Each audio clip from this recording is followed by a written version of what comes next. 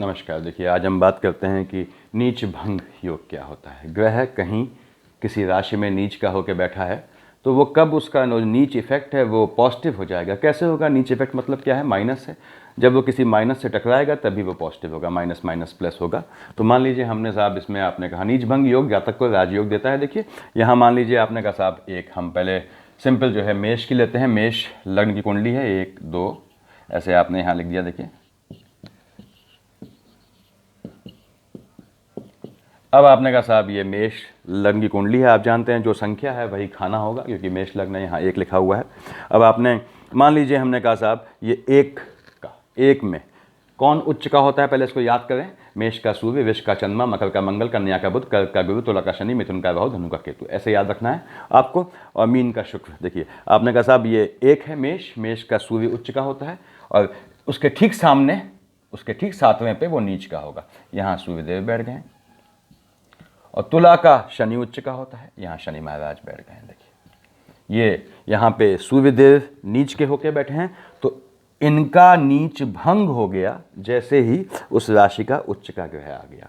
ऐसा क्यों है? शनि महाराज यहाँ बैठे होते, ठीक सामने तुला का शनि उच्च का होता है, शनि नीच के होते, तो माइनस माइनस प्लस हो गया, शनि यहाँ जंप कर गया। देखिए तो ये यहाँ पे आपको पॉजिटिव योग देता है। ऐसे ही आपने कहा साहब चंद्रमा की, देखिए राशि कर्क लिखी हुई है, कर्क का बृहस्पति उच्च का होता है। आपने कहा साहब मान लीजिए बृहस्पति यहाँ उच्च का है और मकर का मंगल नीच का होता है। आप मंगल को यहाँ ले आए।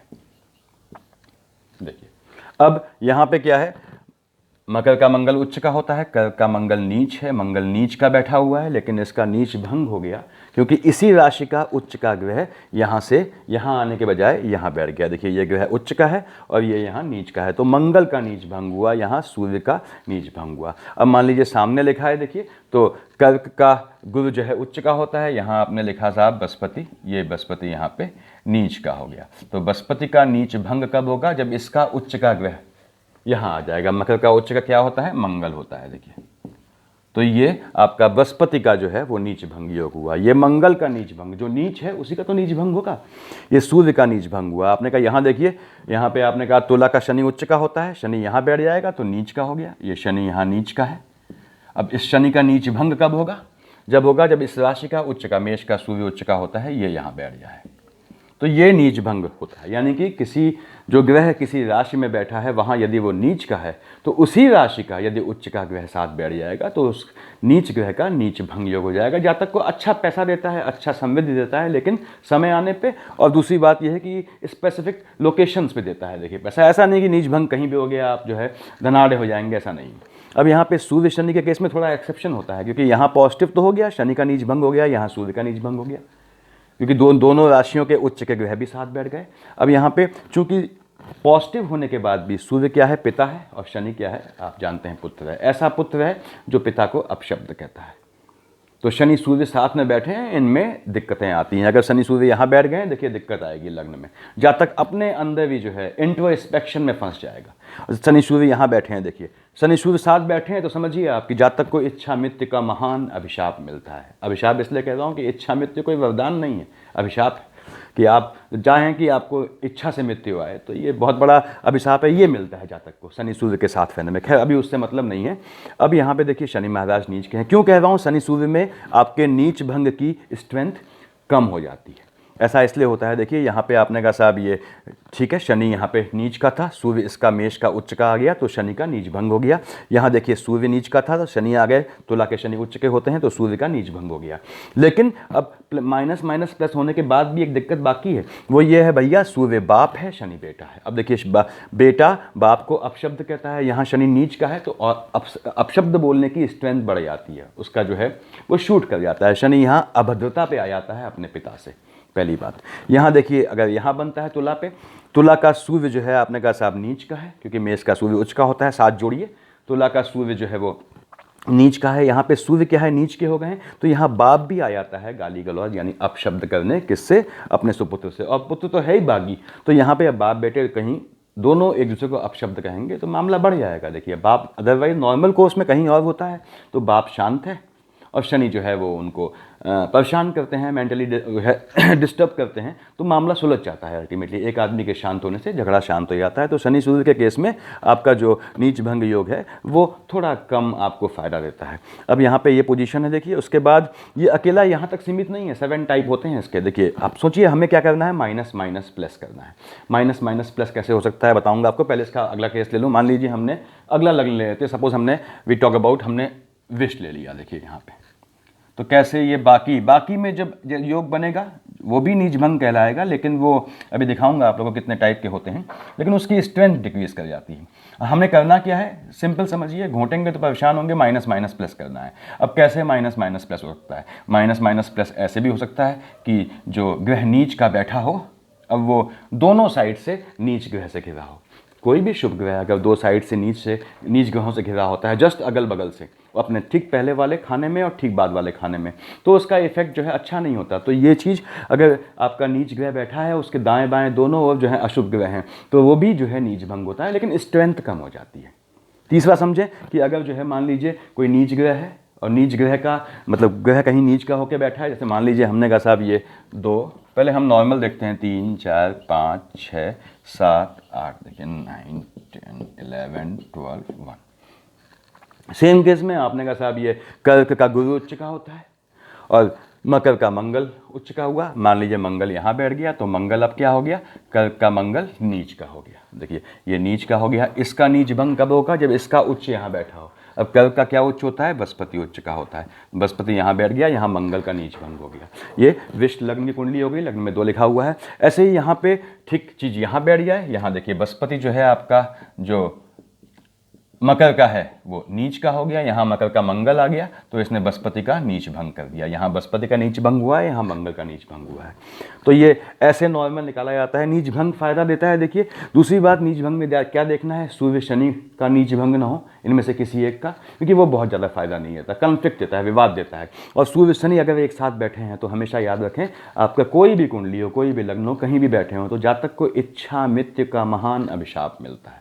अभिशाप इसलिए बोल रहा हूँ कि कौन चाहेगा कि इच्छा से मृत्यु आ जाए, तो इच्छा मृत्यु का गुण मिलता है जातक को। मैं अभिशाप कहूँगा इसे, तो महान अभिशाप मिलता है अगर सूर्य शनि साथ बैठे हो, खासकर जो है 2nd हाउस में, और आपके जो है वो 7th हाउस में, या फिर जो है 8th हाउस में, आयु वाले खाने में बैठे हो, तो जातक को इच्छा मृत्यु मिलती है। देखिए मतलब जितना चाहे उतना जीता है। देखिए यहाँ पे देखिए मंगल महाराज जो हैं बैठे हैं, मैंने बताया नीच भंग योग है। ये यहाँ तक सीमित नहीं है। अब आपने कहा साहब इसका मतलब क्या है, देखिए यहाँ अब इसकी स्ट्रेंथ कम हो जाएगी। मान लीजिए आपने कहा मंगल तो यहाँ बैठा है साहब, ठीक बात है, ये हटा दे रहा हूँ। देखिए मंगल यहाँ बैठा है और मंगल यहाँ बैठा है। अब यहाँ कर्क का उच्च का क्या होता है, बृहस्पति। बृहस्पति मंगल से केंद्र में बैठ जाए, मंगल से केंद्र में बैठ जाए। बृहस्पति चंद्रमा से केंद्र में बैठ जाए, बृहस्पति केंद्र में बैठ जाए, यानी इसका देखिए 4 का जो है आप जानते हैं बृहस्पति जो है इसका उच्च का हुआ। बृहस्पति यहाँ यहाँ यहाँ यहाँ बैठेगा तो भी नीच भंग होगा, स्ट्रेंथ काफ़ी कम हो जाएगी। उसके बाद चंद्रमा से, चंद्रमा जहाँ लिखा है आपकी कुंडली में, उससे सेंटर में, सेंटर मतलब फर्स्ट उसी लोकेशन पे, देखिए 4th पे, 7th पे, 10th पे। चंद्रमा यहाँ है मान लीजिए, तो यहाँ पे 1st 2nd 3rd 4th यहाँ पे, 5 6 7 यहाँ पे, 8th 9 10th यहाँ पे। चंद्रमा से या आपकी लग्न से अगर वो सेंटर में बैठ जाता है कहीं, तो वो भी आपका नीच भंग होता है, लेकिन उसकी स्ट्रेंथ कम हो जाती है, काफ़ी कम हो जाती है। स्ट्रेंथ मजबूत कब होती है, जब ये ग्रह जो यहाँ बैठा है नीच का होके, वो दोनों साइड से, हमें माइनस माइनस प्लस करना है। सिंपल कॉन्सेप्ट समझिए, हमें एक और निगेटिव चीज़ जोड़ देनी है। अब आपने कहा साहब जो ग्रह उच्च का है, जो ग्रह उच्च का है, शुभ ग्रह सेंटर में बहुत मजा नहीं देते। देखिए इसलिए मैंने बताया था पहले आपको कि शुभ ग्रहों के स्वामी अगर जो हैं, जो अंदर सेंटर के केंद्र के स्वामी अगर शुभ ग्रह हैं, तो बहुत ज़्यादा जातक को मजा नहीं देते वो। तो खैर यहाँ पे जो है मंगल, देखिए यहाँ पे आपके पहला अशुभ यहाँ बैठ गया, यहाँ बैठ गया। मैंने बताया आपको ये भी जो है नीच भंग होगा, लेकिन स्ट्रेंथ मिनिमाइज हो जाएगी। उसके बाद आपका इसकी राशि का मालिक, 4 का मालिक क्या है, चंद्रमा अगर बैठा है सेंटर में, या इससे ठीक सामने, देखिए इससे 1 4 7 10 में बैठा है, तो भी स्ट्रेंथ जो है आपका जो है ये नीच भंग बनेगा, लेकिन स्ट्रेंथ और कम हो जाएगी।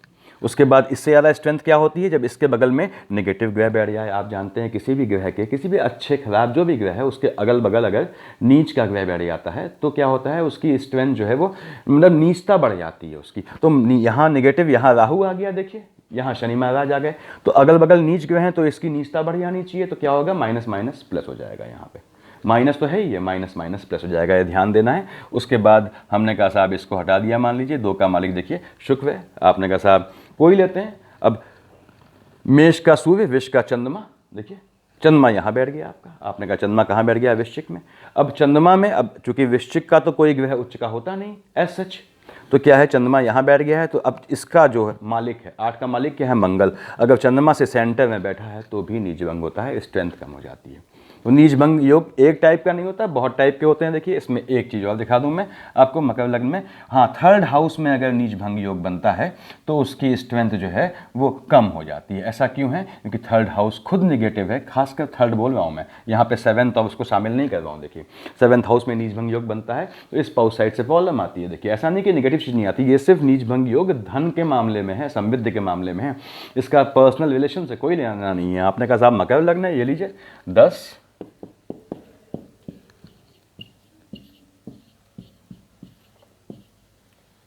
कोई उठाएं, आपने कहा साहब ये शनि महाराज जो हैं, तुला का शनि उच्च का होता है, मेष का सूर्य उच्च का होता है, सूर्यदेव यहां बैठ गए, ये लीजिए मेष का सूर्य उच्च का होता है, यहाँ सूर्य नीच का हो गया, पिता को घात दे देगा। लेकिन इसके साथ अगर शनि महाराज यहाँ बैठ गए, देखिए ये नीच का है, तो शनि महाराज यहाँ बैठ गए, नीच भंग हो गया, पिता को रखेगा जीवित, संभाल के रखेगा। ये अकेला यहाँ बैठा है, जब तक नीच काम से पैसा कमाएगा, जब तक नीच काम से पैसा कमाएगा, ये ध्यान दें आपकी इसमें ये भी है। बेसिकली आप जो है नीच भंग योग किसके लिए देखेंगे, फाइनेंस के लिए देखेंगे। इसमें सब चीज़ देखी जाती है, देखिए इसमें ये, लेकिन स्ट्रेंथ डिक्रीज करती जाती है। चंद्रमा के रिस्पेक्ट में देखते हैं कि चंद्रमा से 1, 4, 7, 10 लोकेशन पे उसका उच्च ग्रह हो तो भी नीच भंग होता है।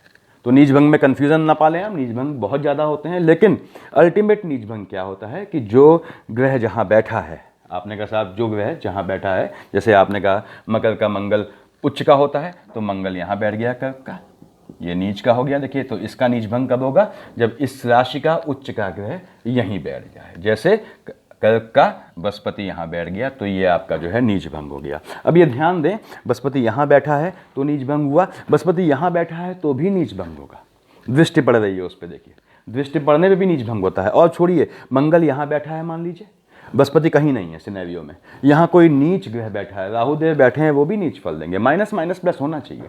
तो निगेटिव ग्रह को, नीच के ग्रह को चाहे कोई नीच ग्रह देखे, सीधे सीधे देखना चाहिए, तिरछा नहीं देखना चाहिए, सीधे देखे सप्तम भाव से, और जो है या फिर उसका लॉर्ड जो 4 का मालिक क्या है, चंद्रमा, चंद्रमा भी अगर यहाँ बैठ जाएगा तो भी नीच भंग होगा, यहाँ बैठ जाएगा तो भी नीच भंग होगा, तो लेकिन स्ट्रेंथ कम हो जाएगी। तो नीच भंग मेजर आप कब देखें, जब जिस राशि का मालिक जो नीच का है वो जहाँ बैठा हो वहीं उसका उच्च का भी बैठा हो, तब देखें सिर्फ, बाकी में न देखें। बाकी सिर्फ कहानियाँ हैं, देखिए वो आपको इफेक्ट करेगा, ऐसा नहीं इफेक्ट नहीं करेगा, लेकिन क्या फ़ायदा आपको, आप गुंजाइश इतने की करते हैं, मिले इतना, तो कोई फ़ायदा नहीं है उसमें। और दूसरी बात, नीच भंग योग जो है ये बेसिकली धन और फिनेंस के लिए, अर्थ के लिए, पॉलिटिक्स के लिए बहुत सूट करता है, राजनीति के लिए। तीसरी बात, नीच भंग अगर सूर्य शनि का हो रहा हो तो परेशान नहीं होना है, क्योंकि वो उतना नहीं होता है, कहीं भी हो रहा होगा, मैंने बताया इनके बीच एनिमिटी बनी रहती है। चौथी बात, नीच भंग अगर 3rd हाउस में, अकारक हाउस में होगा, अकारक हाउस में ग्रह नीच का है, देखिए यहाँ पे आपने कहा ग्रह नीच का बैठा हुआ है, मान लीजिए कन्या का बुध आपका उच्च का होता है, बुध यहाँ बैठ गया आपका 3rd हाउस में नीच का होके, तो कोई नीच भंग की जरूरत नहीं है, आपको बम्पर पैसा देगा, अथाह पैसा देगा नीच काम से। ऐसे ही आपने कहा सिंह लग्न है, देखिए 5, 6, समझे बात को, 3rd हाउस में अगर जो है वो नीच भंग की जरूरत नहीं पड़ती, नीच ग्रह स्वयं बैठ गया तो वही काफ़ी है 3rd हाउस में। तो उसके बाद हमने एक चीज़ और समझें इसको आप, कि इसका मतलब क्या है कि नीच भंग हमेशा आवश्यक नहीं है, क्योंकि यहाँ पे जैसे आपने मान लीजिए हमने सिंह लग्न की कुंडली ली, तो नीच भंग के लिए आप लोग परेशान होते हैं, इसलिए समझा दे रहा हूँ। नीच भंग कब काम देखना है आपको, मैंने बताया सिर्फ एक केस में देखें, बाकी में मत जाएं। डायल्यूट और माइन्यूट इफेक्ट के लिए परेशान ना हो। यहाँ देखिए 5 लिखा है आपने, 5, 6, 7, 8, 9, 10, 11, 12, 1, 2, 3, 4। देखिए अब आपने कहा साहब तुला का शनि उच्च का होता है, लीजिए शनि महाराज यहाँ बैठ गए, कोई ज़रूरत नहीं है नीच भंग की आपको, वो शनि की दशा में वैसे ही आपको माला माल कर देगा, तो यहाँ पे ये आवश्यक नहीं है नीच भंग हो। देखिए अब आपने कहा ये माइनस माइनस प्लस कैसे हुआ, अकारक खाने की सीधी दृष्टि पड़ गई थी। इसका मतलब ये है कि 3rd हाउस के ठीक सामने देखें, और आपका जो है 12th हाउस के ठीक सामने, 6th हाउस के ठीक सामने भी अगर बनता है नीच भंग योग, तो उसमें नीच भंग होने की ज़रूरत नहीं पड़ती, वो वैसे ही आपको समृद्धि के लिए देख रहे हैं, समृद्धि आपको ये वैसे ही दे जाएगा, यहाँ पे इसको कोई भी उच्च होने की ज़रूरत नहीं है। यानी कि तुला का शनि देखिए यहाँ बैठा हुआ है, यहाँ मेष के सूर्य की ज़रूरत नहीं है, ये नीच है यहाँ शनि, तो मेष के सूर्य की ज़रूरत नहीं है इसके नीच भंग के लिए, क्योंकि जो है ये शनि वैसे ही आपको पैसा दे देगा। मेरे ख्याल से आपको क्लियर हो गया होगा। और कब काम करता है ये दशाओं अंतर दशाओं में देखें इसे, जो नीच ग्रह है उसकी दशा में देखें। देखिए नीच ग्रह के अंदर उच्च ग्रह ने उसको बैलेंस किया है, तो हमेशा नीच के अंदर आप उच्च की देखें, यानी कि जो ग्रह नीच का है, जैसे यहाँ पे सूर्यदेव बैठे हैं तो नीच क्या है आपका, शनि ग्रह यहाँ नीच के हैं देखिए, और यहाँ सूर्य बैठ गए। तो अगर आपको देखना है तो शनि की महादशा में सूर्य की अंतर, या सूर्य की अंतर या शनि की अंतर में सूर्य की प्रत्यंतर, हमेशा नीच ग्रह की महादशा उसका अपर हैंड होगा, क्योंकि वो नीच है। देखिए नीच काम का आप जानते हैं नेगेटिविटी का, हमेशा भले ही पॉजिटिव सकारात्मक चीज़ आपको लॉन्ग टाइम में देती है, लेकिन इफेक्ट इसका दिखता है नीच काम से।